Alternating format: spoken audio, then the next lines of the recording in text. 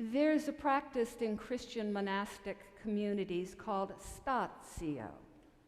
It's a holy pause, the moment between moments. It's a commitment to stop doing one thing before you start doing another. If you're engrossed in work and the phone rings and you mindfully pause to shift gears before you answer, that's Statio. It's a good thing. It might keep you from snapping at the innocent person on the line when what you're really frustrated about is whatever you were thinking about before the phone rang. Or if you stop to collect yourself before you open a door and cross the threshold, that's Statio, a moment to let go of what's behind you and to prepare yourself to receive whatever you may encounter on the other side. My yoga students sometimes hear me talk about Statio in class. When you're practicing a sequence of postures, even if you intend to flow from one to the other, you still want to pause in each posture before you move on to the next. As soon as you land in a pose, you root through your foundation, you extend through your crown, you draw to the midline, you expand outward, and make sure all the body parts are properly aligned, and maybe take a breath. Statio, a holy pause. It may all happen in just a moment and be almost imperceptible, but that pause allows you to savor each pose before you move on to the next, to be present in the present moment rather than rushing through it or pushing through it without even noticing what it feels like. There are a couple of postures that I think of as embodiments of Statio all by themselves. Warrior Two, one of the most beloved poses in yoga, is one of them. What's going on with the lower body is a little complicated, but the upper body remains completely vertical and facing forward. Then, what will become the back arm of the pose reaches out to one side, maybe to the past. And what will become the front arm of the pose reaches out to the other side, maybe the future. And the torso remains facing straight ahead while just the gaze turns to go over the front fingertips. And the warrior remains perfectly poised, not being tugged back into the past or leaning into the future, but tall and strong and still in the present moment. Statio, a holy pause. The other pose that embodies Statio, of course, is the all-time favorite, Shavasana, corpse pose, the final and arguably most important posture of every yoga session. It involves lying flat on your back for long enough to really rest and to assimilate what you have practiced. Statio, a holy pause. Grief, I am rediscovering these days, is a holy pause too. Or it can be if you don't fight it too much. It feels like your life stops, like the rest of the world keeps on moving while you stand in a fog, not ready to let go of what you loved, and certainly not wanting anything to do with that unknown future that you didn't ask for, but is looming in front of you just the same. The trick, I think, is to let the pause be, to drop into it without getting stuck there. Ask me further down the road of this bumpy journey how that's working for me. But right now, that's a little what grief feels like. A holy, if wholly unwelcome, pause while I try to sense God's presence. Statio. Our text this morning is about Statio too. Up until this point, Luke's gospel has been a flurry of activity, alternating between sentimental and kind of glittery. Two stunning birth announcements, prophecies, a little family reunion, a difficult journey from Nazareth to Bethlehem, then that birth, with singing angels and awestruck shepherds. But here we are just a week out of Christmas, and things are sounding really different. In the life of the Holy Family, it's been at least 40 days since the birth. A month or so earlier, Jesus was circumcised and was named as stipulated in Mosaic law. Now it's time for the next requirements of the law to be fulfilled. The purification of the mother, and one might question why Mary needed to be purified, but this is part of the law, it's part of the practice. And the dedication of the firstborn son to God. So all this required another difficult journey for this young and, one would imagine, very tired family as they make their way to the temple in Jerusalem. This whole episode takes only 5 verses of the lesson this morning, but in it we learn some important things. Most important, that Jesus was brought up in a highly devout Jewish family. Repeatedly, we are told that Mary and Joseph are fulfilling the requirements of religious law. Ordinarily, these rituals would probably be accomplished with just the immediate family present, but this was no ordinary baby. And before Mary and Joseph have a chance to present Jesus, a prophet descends on the threesome and gathers the baby into his arms, perhaps to do the honors himself. We are told that Simeon was a righteous and devout man, and that the Holy Spirit rested on him, and that he had been waiting for the consolation of Israel, waiting for the Messiah. The text doesn't actually say that Simeon was an old man, but it's hard to imagine him any other way. We feel like he's been waiting for decades and decades. The Spirit had told him that he would see the Messiah before he died, and we sense that he's ready to die. He's just waiting for this one last thing. And the Spirit led him to this place and this moment, and now there it is in his arms. The consolation of Israel, tiny and vulnerable. It's as if the world has taken a deep breath and is holding it, waiting to exhale. Statio, the holy pause before the seismic shift begins to be felt in the world. And now, O God, you are dismissing your servant in peace. My wait is over, for my eyes have seen your salvation, a light for revelation to the Gentiles and for glory to your people, Israel. But this is a far cry from the multitude of angels that were singing just a few verses ago, and Mary will not exactly be treasuring Simeon's words as she did the angel's words.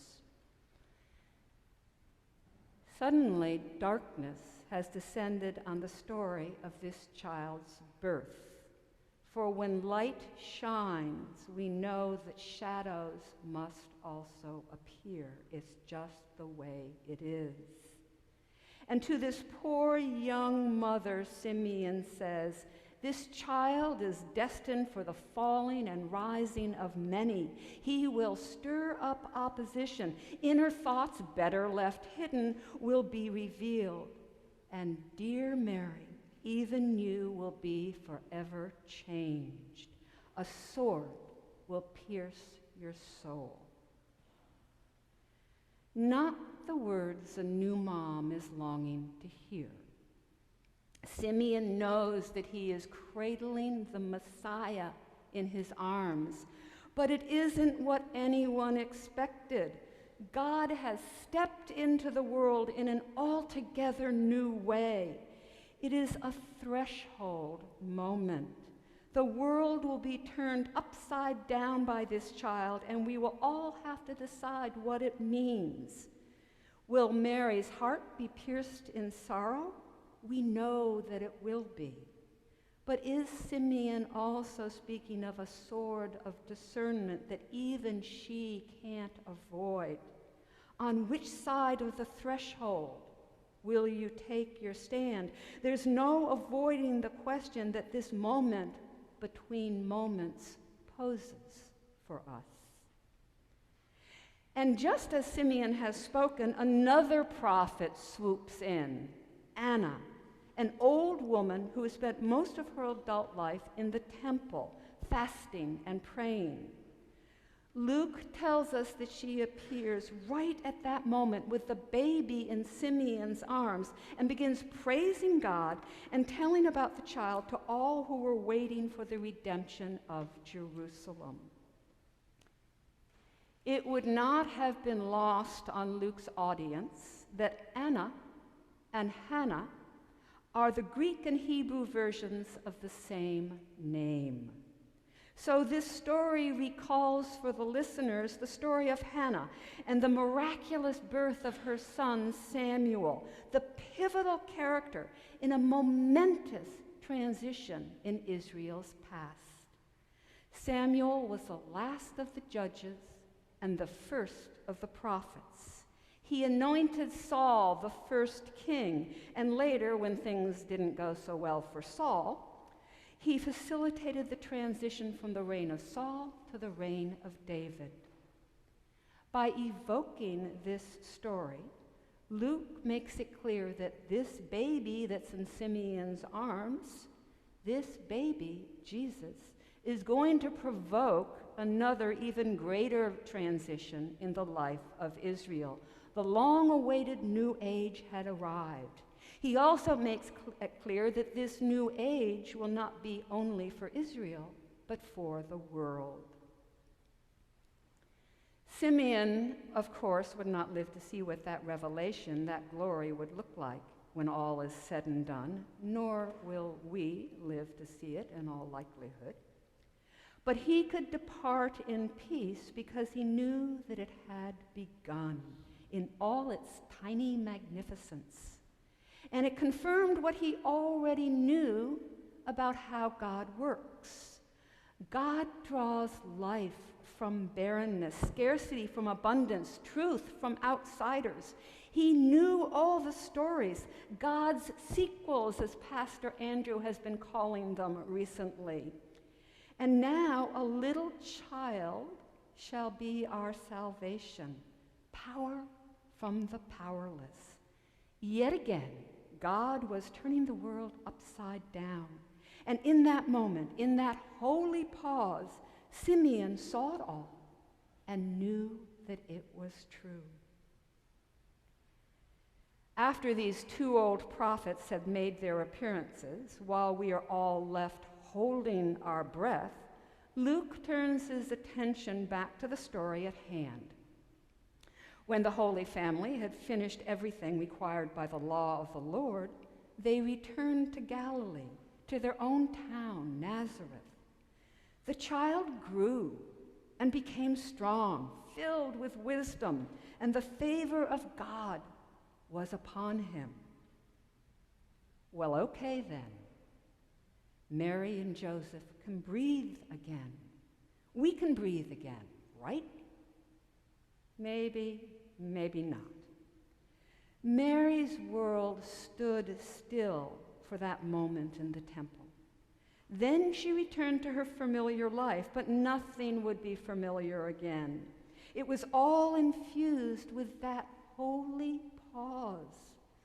There was a stipulation in the law that would have allowed Mary and Joseph to pay 5 shekels to redeem their firstborn after his dedication to God. But in his meticulous descriptions of their adherence to the law, Luke says nothing about them taking advantage of that, so we can assume they didn't. So even though they returned to what looked like ordinary lives, Mary knew that Jesus was God's forever, and nothing was going to be ordinary. I suspect that from that moment in the temple, from that moment on, she looked at every moment, the light and the shadows, to discern what new thing God was doing and how God was calling her to respond. I wonder if the moments were no longer good moments or bad moments, moments to be grasped or resisted or controlled, but simply moments of God's presence, to receive, wide awake, with every cell of her being, to pause with, Statio. This is New Year's Eve. In our world, New Year's Eve is mostly known for excessive indulging, interspersed with obsessive resolution-making. The former dulls our senses, while the latter feeds our conviction that we aren't good enough just as we are.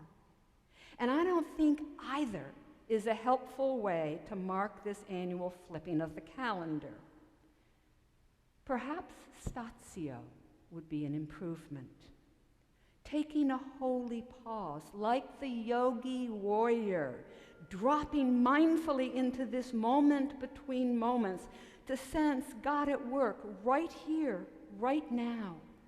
A pause to give thanks for all the ways that God was at work in the moments of this year we are leaving behind, even those moments that came in on a flood of tears. And a pause to gaze ahead with hope, even in this world where hope seems beyond hope, crushed by wars and our deep divisions and our fears about the future of the planet. Like Simeon, we hope because we have a collective memory. We know the stories, God's sequels, life springing from barrenness, abundance from scarcity, power from weakness, and even joy from sorrow. It's the same old story, as Andrew reminded us, just the details change. Knowing that, perhaps we can learn to savor the moments of the year to come, one at a time, without needing to label them as good or bad, just pausing to breathe with them, to open our heart and all our senses to see, hear, smell, taste, and touch what God is doing for us, among us, within us, in spite of us. May it be so. Emmanuel, God with us.